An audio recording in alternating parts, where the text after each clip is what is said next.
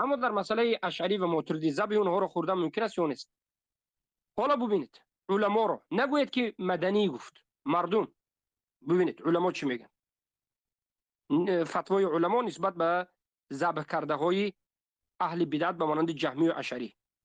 ابو عبد الرحمن قال ابو عبد الرحمن ذكر حسن بن البزار قال واخبرني اسحاق بن ابي عمرو قال قيل لوكيع في ذبائح الجهميه قال لا توكل هم مرتدون.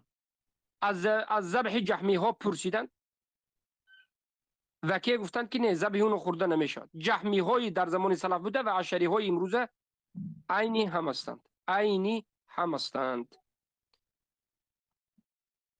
شيخ الإسلام أبو إسماعيل الهروي الأنصاري صاحب كتب جامع الكلام يقول كي سمعت بلال بن منصور المؤذن يقول سمعت أمر بن إبراهيم يقول لا تحل ذبائح